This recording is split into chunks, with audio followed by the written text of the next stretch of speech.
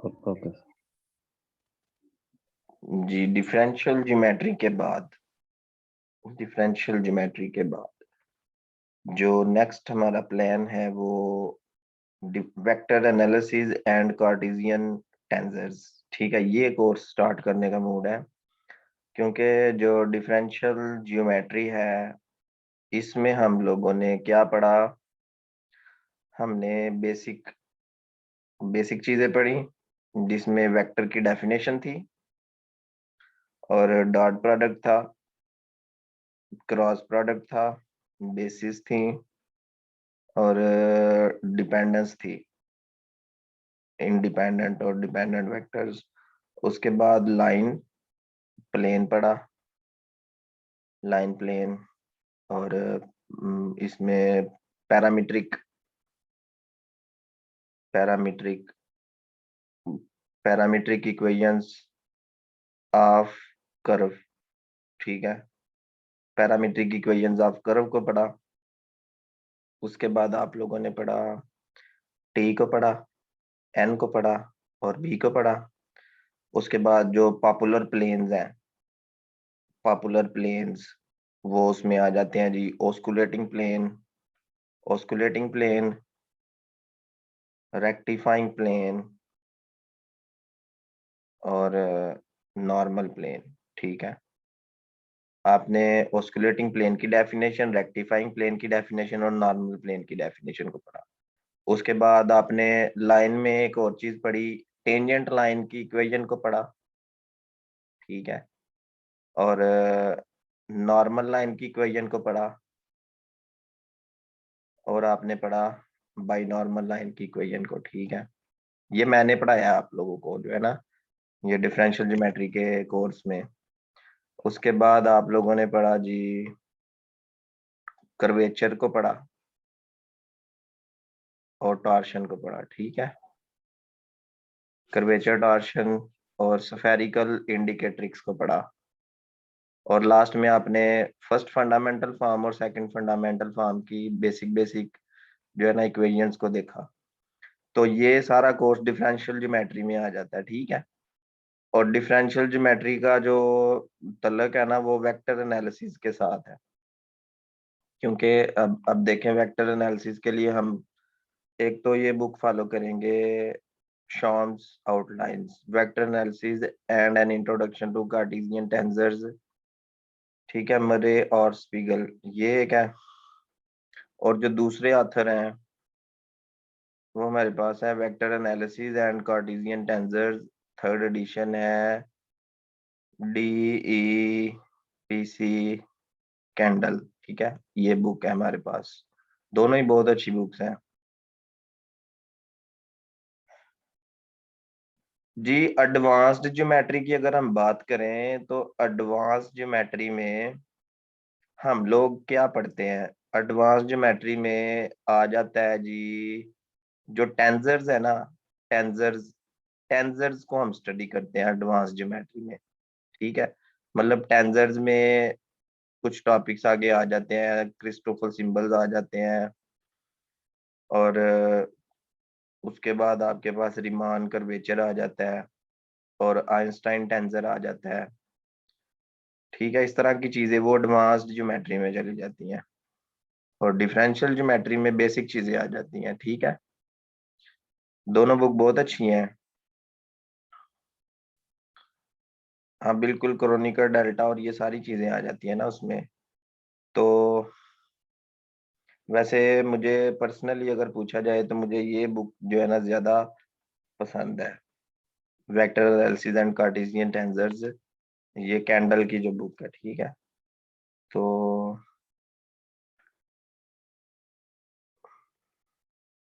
हमारे कुछ पाकिस्तानी ऑथर्स हैं, उन्होंने जो ये बुक है ना शॉम सीरीज की, शॉम्स आउटलाइंस, इस बुक इस बुक को ऑलमोस्ट 100% कॉपी किया हुआ है। ठीक है, अभी नाम लेना बेहतर नहीं है तो इसलिए मैं आपको वैसे बता रहा हूँ। ठीक है, ये बुक भी बहुत अच्छी है। तो हम इसी बुक से स्टार्ट करते हैं और साथ साथ इस बुक से मैं आपको दिखाता रहूंगा टॉपिक्स। ठीक है। तो वेक्टर्स एंड स्केलर्स आ जाता है चैप्टर नंबर 1। इसको गो थ्रो करते चले जाते हैं।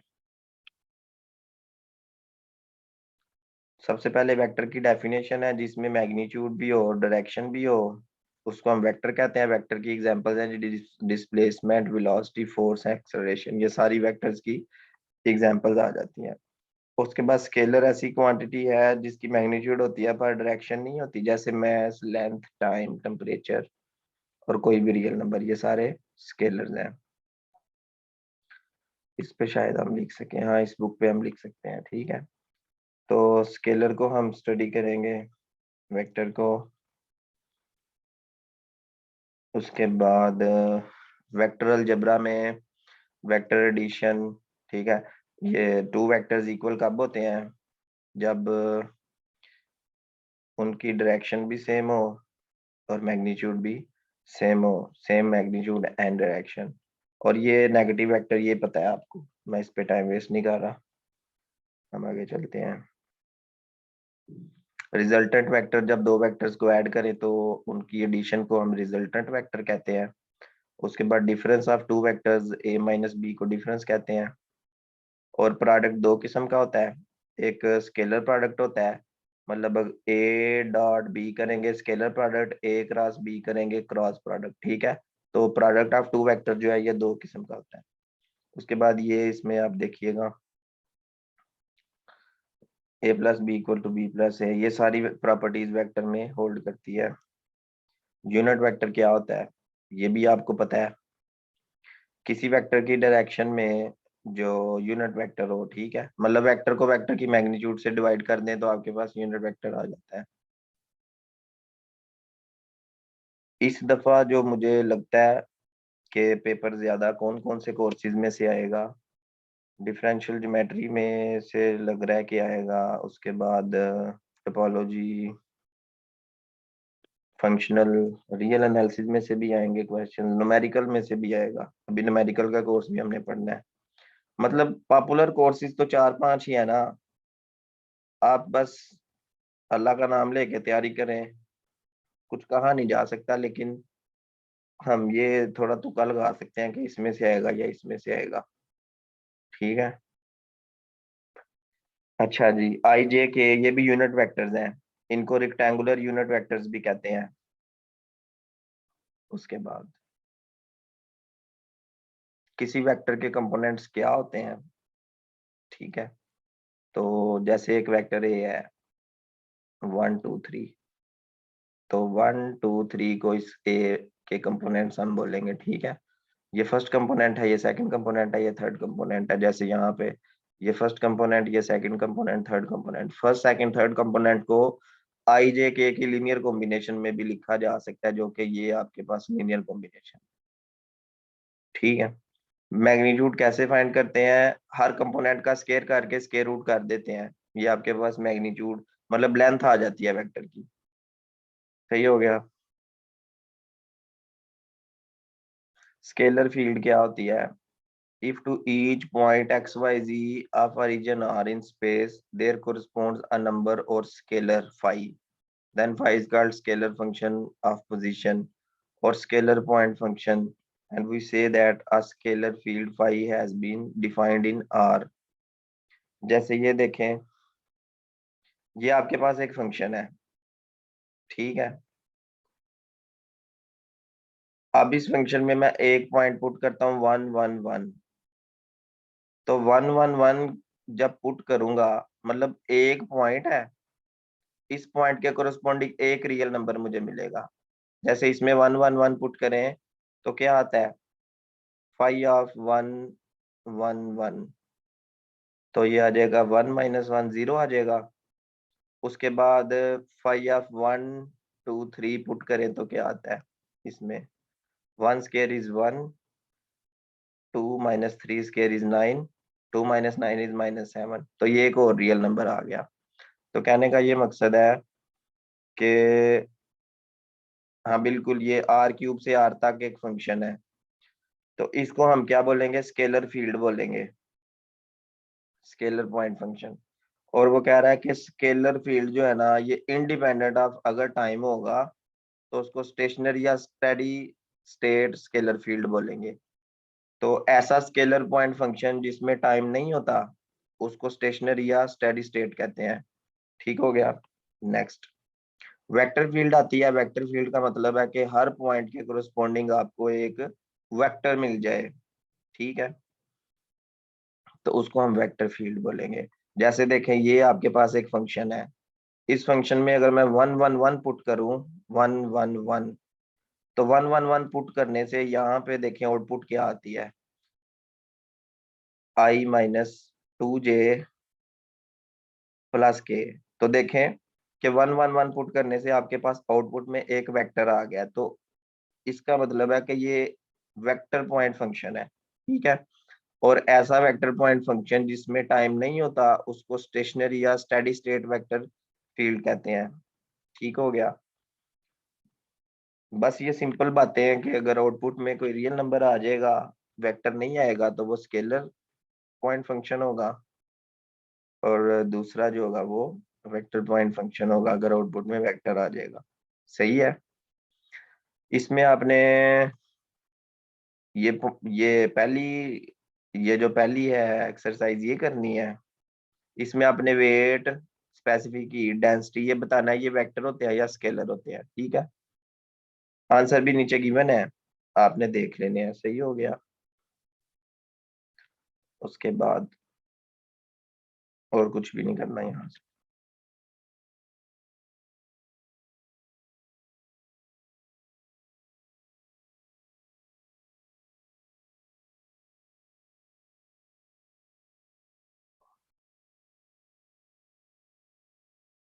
डायरेक्शन कोसाइंस के बारे में मैंने आपको कैलकुलस में बताया था, तो ये प्रॉब्लम 27 भी देख लीजिएगा एक बार। ये डायरेक्शन कोसाइंस वाली प्रॉब्लम है। ठीक है, कैलकुलस के कोर्स में बताया हुआ है, फिर भी आप यहाँ पे देख लीजिएगा। ठीक हो गया।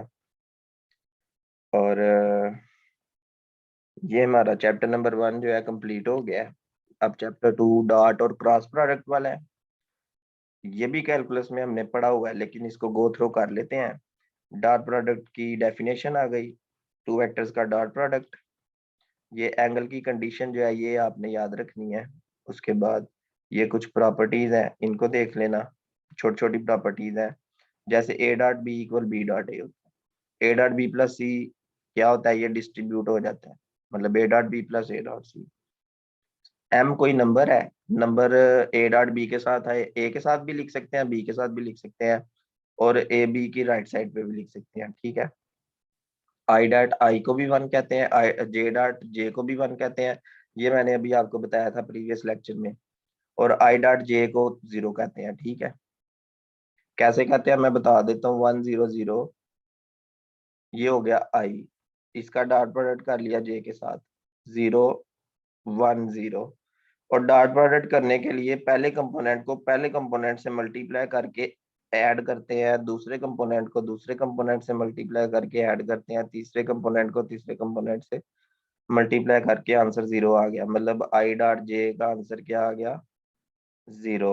और जब दो वेक्टर्स का आंसर 0 आ जाए तो दोनों आपस में क्या होते हैं, ऑर्थोगोनल होते हैं। मतलब आई और जे ऑर्थोगोनल है, जे और के ऑर्थोगोनल है, के और आई ऑर्थोगोनल है। ठीक है,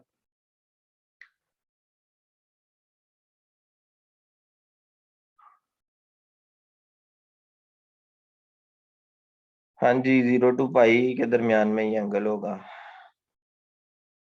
देखें,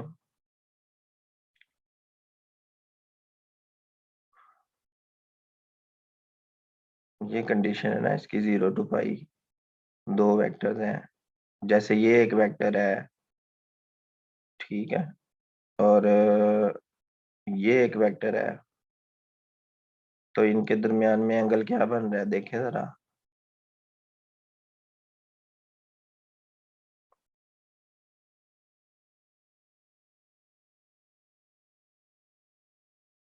एक सेकेंड,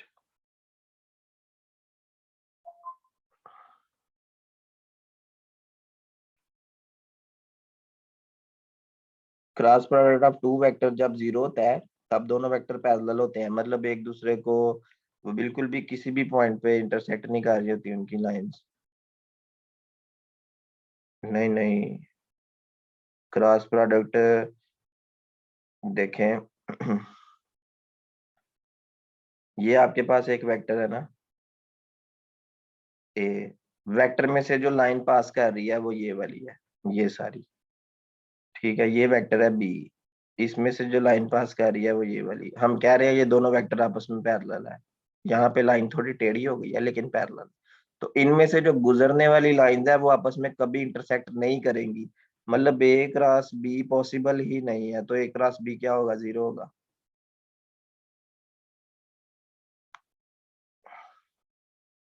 ठीक है, आपको काफी इंटरेस्ट है इस कोर्स में, काफी मैसेजेस आ रहे हैं बच्चों के, स्टूडेंट्स के, तो अच्छी बात है। क्रॉस प्रोडक्ट आ गया, क्रॉस प्रोडक्ट का ये फार्मूला है, ठीक है। यू जो है यहाँ पे यूनिट वेक्टर है। ये कुछ बातें लिखी हुई हैं कि ए क्रॉस बी अगर जीरो होगा तो साइन थीटा जीरो होगा। साइन थीटा जीरो कब होता है, जब 90 डिग्रीज सॉरी 0 डिग्रीज पे हो या 180 डिग्रीज पे हो, ठीक है। तो 180 डिग्रीज का मतलब है कि एक वेक्टर यहाँ पे है, दूसरा वेक्टर यहाँ पे होगा, तो दोनों वेक्टर के दरमियान कोई एंगल ही नहीं बन रहा, ठीक है। लेकिन अगर एक वेक्टर इस डायरेक्शन में हो, एक वेक्टर इस डायरेक्शन में हो, तो इनके दरमियान कोई ना कोई थीटा बन रहा होता है। फिर क्रॉस प्रोडक्ट क्या होगा कि थीटा की वैल्यू यहाँ पे हम यूज करेंगे, और यूनिट वेक्टर जो होगा ना वो बिल्कुल ये इस डायरेक्शन में होगा, ठीक है।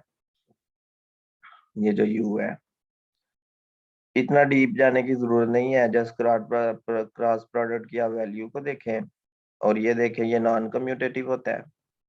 उसके बाद डिस्ट्रीब्यूट हो जाता है, स्केलर जो है वो बिल्कुल सेम डॉट प्रोडक्ट वाली वैल्यू है।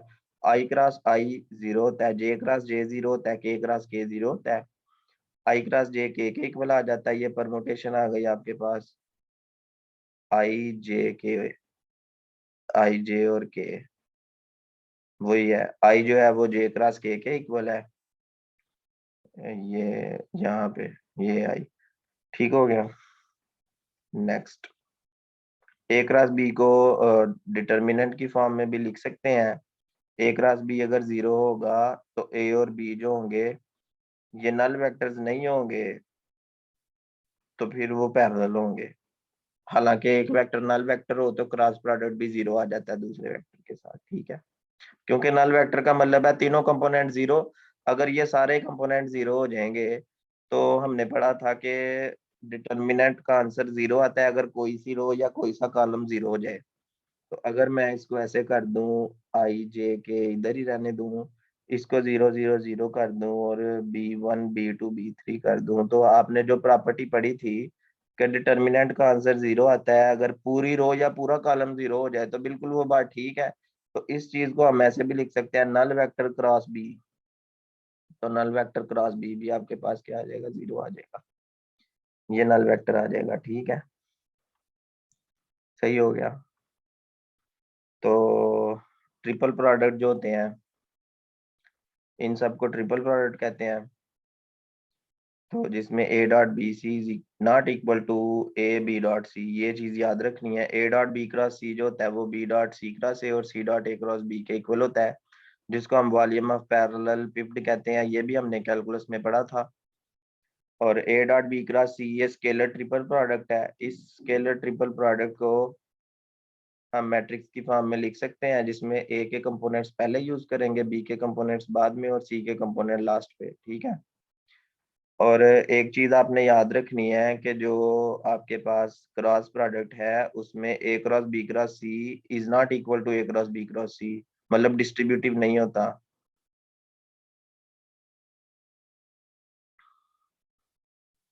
कोई से दो वेक्टर सेम होंगे तो क्रॉस प्रोडक्ट जीरो आएगा, क्योंकि आप ये देखें कि आपके पास दो वेक्टर्स हैं वो दोनों ही सेम है।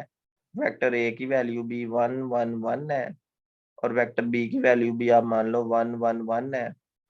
और 1 1 1 और 1 1 1 आने से क्या होगा कि आई जे और के 1 1 1 और 1 1 1, हमने पढ़ा था कि डिटर्मिनेंट का आंसर जीरो आता है अगर कोई सी दो रोज या कोई से दो कॉलम सेम हो।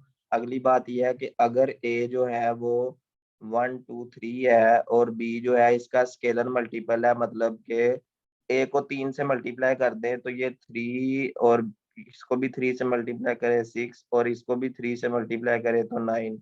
तो जब दो वेक्टर्स एक दूसरे के स्केलर मल्टीपल हो तब भी डिटर्मिनेंट की वैल्यू क्या आएगी, 0 आएगी। जैसे ये देखें 1 2 3 3 6 9, रो नंबर 3 में से 3 कॉमन लेने से 3 कॉमन आ गया, आई जे के 1 2 3 1 2 3। फिर से दो रोज सेम आ गई, दो रोज के सेम आने से आंसर क्या हो जाएगा, 0 हो जाएगा। तो कहने का ये मकसद है कि जरूरी नहीं कि दोनों वेक्टर सेम हो, दोनों वेक्टर सेम हो तब भी डिटर्मिनेंट का आंसर 0 आ रहा है, मतलब ए क्रॉस बी यहाँ पे भी 0 है, नल वेक्टर है।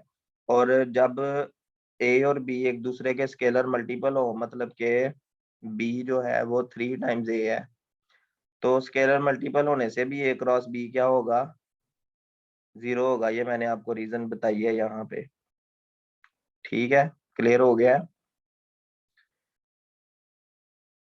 उसके बाद ए डॉट बी क्रॉस सी को इस ब्रैकेट फंक्शन में भी हम लिख सकते हैं, जस्ट आप ए बी सी लिख लेंगे तो उसका यही मतलब होगा। ओके, हम नेक्स्ट चलते हैं आगे। ये 4 वाली ये प्रॉपर्टी भी आपने इसको याद कर लेना, ये तो फार्मूले आपको 100% आने चाहिए, इंटरव्यू के लिए भी ये जरूरी है, और एज अ मैथ स्टूडेंट आपके लिए ये बहुत जरूरी है। ये सारे मैंने याद किए हुए हैं, अभी भी मुझे आते हैं, लेकिन आप लोगों को भी आने चाहिए। कुछ स्टूडेंट्स को आते भी होंगे लेकिन सबको आने चाहिए, कहने का ये मकसद है कि सबको आने चाहिए। एज अ मैथ स्टूडेंट ये बेसिक चीजें हैं। ठीक है, बाकी ये आपने ये वाला टॉपिक नहीं करना, आगे चलते हैं। आगे एक्सरसाइज आ गई है, एक्सरसाइज में छोटी छोटी चीजें उसने प्रूव की हुई हैं, जैसे प्रॉब्लम 1 है, इसको देखिएगा, और प्रॉब्लम 2 को देखिएगा, प्रॉब्लम 3 को देखिएगा, मैं यहाँ पे निशान लगा देता हूँ, प्रॉब्लम 4 को देखिएगा, प्रॉब्लम 5 इज वेरी इंपॉर्टेंट। ठीक है, प्रॉब्लम 6 को देखिएगा, सिर्फ इसमें आपने स्टेटमेंट को देखना है। प्रॉब्लम 7 ये जो प्रूव कर रहा है इसको देखिएगा, प्रॉब्लम 8 को देखिएगा, प्रॉब्लम 9 ये छोटी छोटी प्रॉब्लम्स है, प्रॉब्लम 10 कि किसी नंबर को फाइंड करना कैसे हो, जब परपेंडिकुलर या पैरेलल की कंडीशन दी गई हो तो फिर कोई नंबर कैसे फाइंड होगा। ठीक है, ये तरीका है। जब उसने कहा परपेंडिकुलर, तो परपेंडिकुलर में हमें पता है डॉट प्रोडक्ट 0 के इक्वल होता है, डॉट प्रोडक्ट को 0 के इक्वल रखेंगे, ये आपके पास इक्वेशन आ जाएगी, यहाँ से ए फाइंड करेंगे तो आपके पास ए की वैल्यू आ जाएगी। ठीक है, बाकी आगे चलते हैं। ये कोऑर्डिनेट एक्सिस के साथ ये वेक्टर कौन से एंगल्स बनाता है, ये फाइंड करने का तरीका है, डायरेक्शन कोसाइंस हम यहाँ पे फाइंड करेंगे। ठीक है, तो मैंने आपको उस दिन भी बताया था कि डायरेक्शन कोसाइंस का इस्तेमाल ही कोऑर्डिनेट एक्सिस के साथ उस वेक्टर के हर कंपोनेंट, उस वेक्टर का जो होता है ना, जैसे ये देखें, ये आपके पास ये स्पेस है, ये कोई वेक्टर है, तो इस वेक्टर का मतलब ओरिजिन से वेक्टर है ना, इस वेक्टर का एक्स एक्सिस के साथ क्या एंगल है, अल्फा, ये फाइंड होगा डायरेक्शन कोसाइन के जरिए। फिर इस वाई एक्सिस का इस वेक्टर के साथ क्या एंगल है, बीटा, ये भी फाइंड होगा डायरेक्शन कोसाइन के जरिए। इस जी का इसके साथ क्या एंगल है, गैमा, तो ये भी फाइंड होगा डायरेक्शन कोसाइन के जरिए। तो असल में डायरेक्शन कोसाइन हमें बताते हैं कि हर कोऑर्डिनेट एक्सिस के साथ उस खास वेक्टर वी का क्या एंगल बन रहा है। ठीक है, तो डायरेक्शन कोसाइन हो जाएंगे। प्रोजेक्शन फाइंड करना, ये भी कैलकुलस में भी पढ़ा था, यहाँ पे भी आप देखिएगा। उसके बाद लॉ ऑफ कोसाइंस, इसकी स्टेटमेंट आपको आनी चाहिए। ठीक है,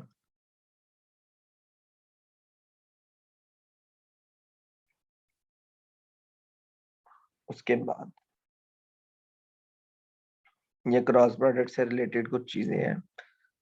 प्रॉब्लम 30 को देखिएगा, ये लॉ ऑफ साइंस, हाँ लॉ ऑफ साइंस जो है वो क्रॉस प्रोडक्ट में आते हैं, और लॉ ऑफ कोसाइंस जो है वो डॉट प्रोडक्ट में आते हैं। ठीक है, ये भी पूछा जा सकता है कि लॉ ऑफ साइंस में कौन सा प्रोडक्ट यूज होता है और लॉ ऑफ कोसाइंस में कौन सा प्रोडक्ट यूज होता है। तो लॉ ऑफ कोसाइंस में डॉट प्रोडक्ट यूज होता है, और लॉ ऑफ साइंस में क्रॉस प्रोडक्ट। जैसे ये देखिए लॉ ऑफ कोसाइंस, इसकी डेरिवेशन में वो ये डॉट प्रोडक्ट यूज कर रहा है। ठीक है, जबकि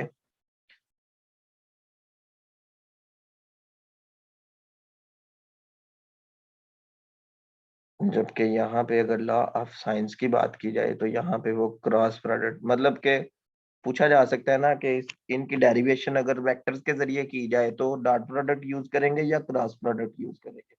तो जस्ट बताना ही काफी है कि जी उसमें डॉट प्रोडक्ट यूज करेंगे और उसमें क्रॉस प्रोडक्ट यूज करेंगे। ठीक है।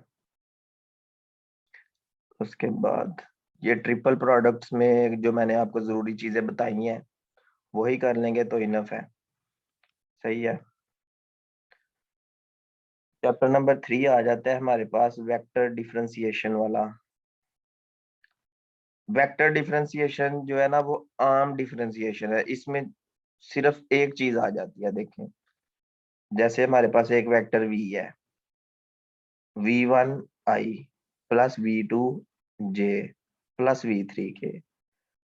मतलब फर्क कहाँ पे आता है, इसके तीन कंपोनेंट्स है 1 2 और 3। तीन कंपोनेंट्स अगर मैं इसका डेरिवेटिव करूंगा विद रिस्पेक्ट टू t,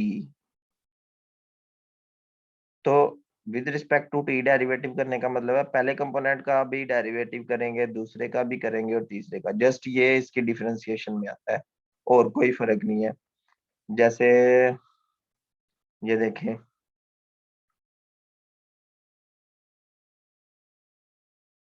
ये आपके पास r जो है वो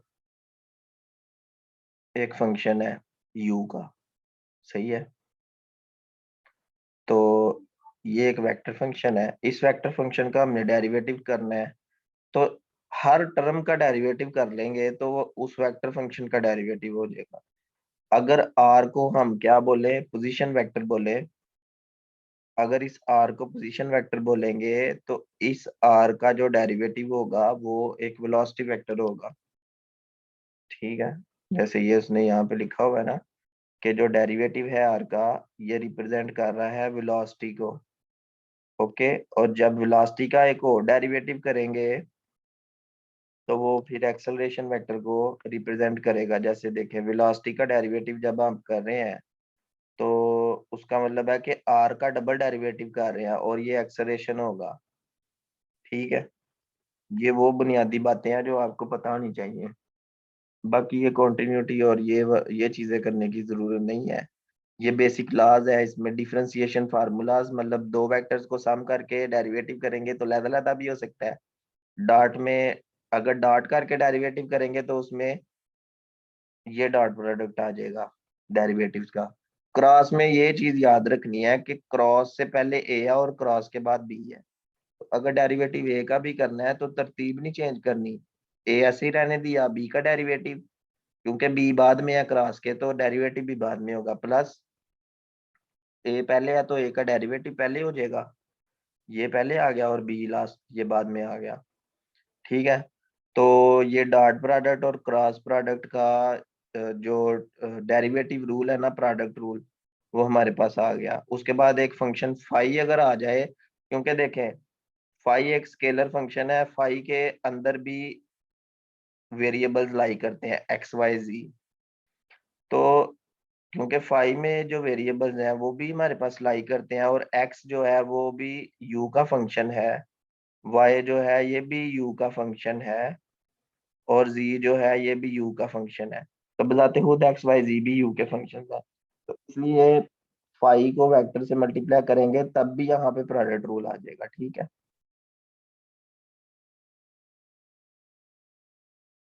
नहीं नहीं, देखें ध्यान से मेरी बात सुने। हमें पता है ए डॉट बी जो है वो बी डॉट ए होता है।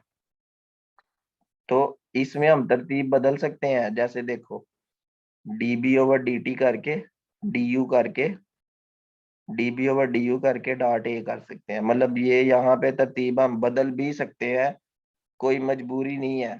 लेकिन क्रॉस में तरतीब नहीं बदलनी, जो ये तरतीब है इसको एज इट इज आपने ध्यान में रखना है। डॉट में तरतीब बदल सकते हैं, ये कहने का मकसद है। ठीक है। उसके बाद ए डॉट बी क्रॉस सी, ये ट्रिपल प्रोडक्ट है डेरिवेटिव का। तो ए डॉट बी ऐसे आ जाएगा सी का डेरिवेटिव। अब सी क्रॉस में जो है ना सी ने एंड पे ही रहना है। जैसे देखें डेरिवेटिव के साथ भी एंड पे है, इधर भी एंड पे है और इधर भी एंड पे है। सही है, सही है। और ये A cross B cross C में ये डेरिवेटिव, ये 6 फार्मूलाज अच्छे तरीके से आपने कर लेने हैं। उसके बाद ये पार्शियल डेरिवेटिव्स के ये फार्मूलाज हैं 3, इनको आपने ध्यान में रखना है। निशान में लगा देता हूँ तो देखिएगा। और ये डिफरेंशियल्स इनके हैं, ये 4 फार्मूलाज, इनको देखिएगा। ये देखें, डिफरेंशियल ज्योमेट्री आ गई है। ये वही चीजें हैं जो हमने अभी डिफरेंशियल ज्योमेट्री के कोर्स में पढ़ा है, जैसे unit tangent vector, normal vector, curvature, radius of curvature, ये सारी चीजें। ठीक है, टी एन बी, टॉर्शन कैसे निकाला, ये सारी वैल्यूज यहाँ पे उसने दोबारा से बताई हुई है। मैकेनिक्स को पढ़ा था हमने, इसको छोड़ दें फिलहाल। तो ये चैप्टर हमारा खत्म हो जाता है, चैप्टर 3 भी। उसके बाद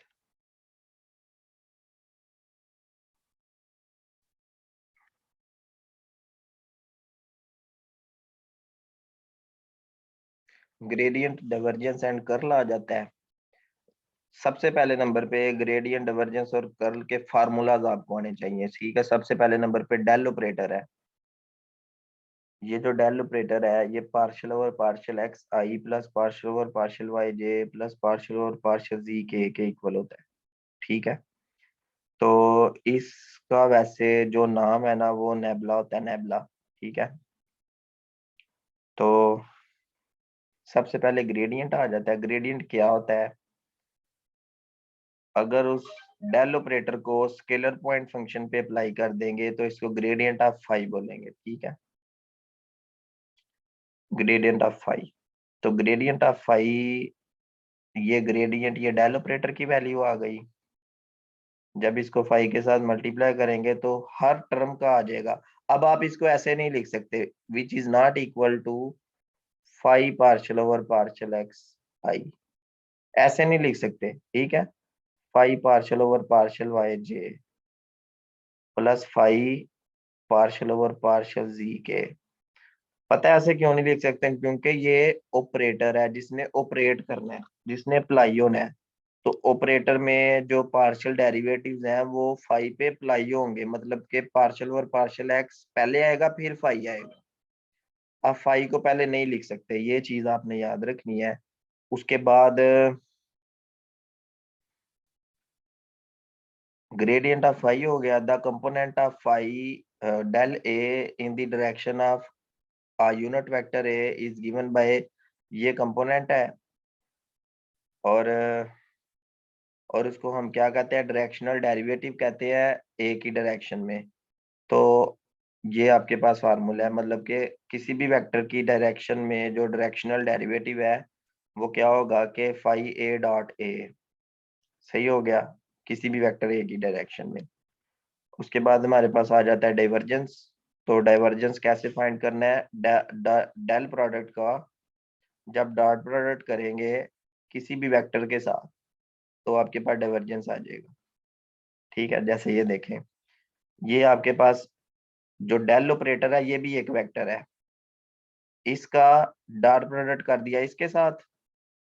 तो डॉट प्रोडक्ट करने का तरीका ये है कि इसको इसके साथ मल्टीप्लाई करके प्लस कर दिया, इसको इसके साथ मल्टीप्लाई करके फिर प्लस कर दिया इसको इसके साथ। एक चीज याद रखनी है कि डेल जो ऑपरेटर है ना वो कम्यूटेटिव नहीं होता। अगर वी पहले आएगा तो इसकी वैल्यू पता है क्या होगी?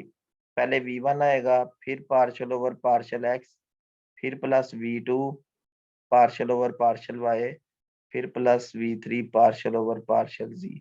तो ये आपके पास आ जाएगा। ठीक है,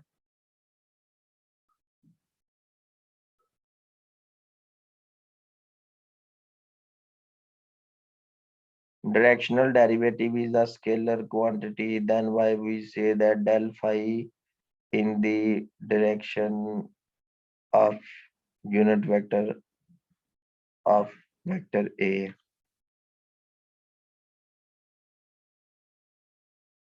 इसकी अभी डायग्राम तो हमने बनाई नहीं।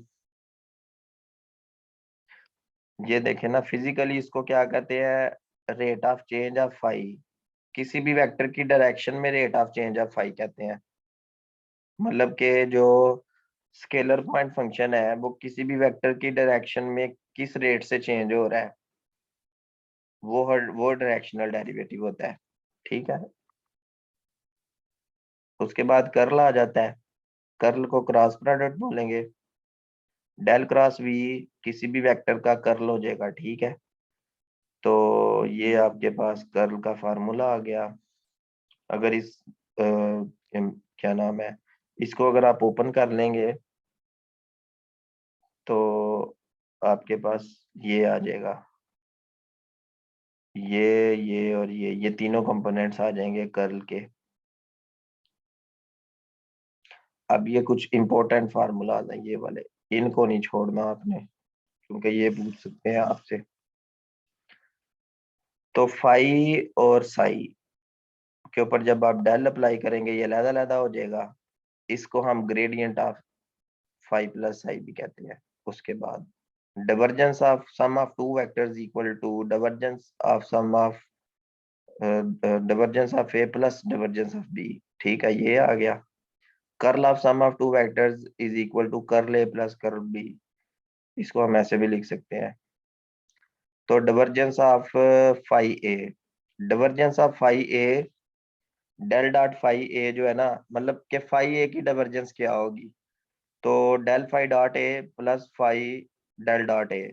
ये 4 5 6 7 8 9, ये 9 के 9 फार्मूलाज। और ये जो फार्मूला 10 11 12, इनको आपने अच्छे तरीके से याद कर लेना है। सही है, इसको आप कहते हैं curl of curl A. Curl कर ले 2 बार जो इसके इक्वल होता है gradient divergence A minus Laplacian of A. ये जो डेल स्केयर है ना, इसको लैप्लासियन भी कहते हैं। सही हो गया, ये डेल स्केयर ये ऊपर लिखा हुआ है लैप्लासियन ऑपरेटर। तो मैं अभी आपको मीटिंग लिंक सेंड कर रहा हूँ, फिर हम आगे चलते हैं।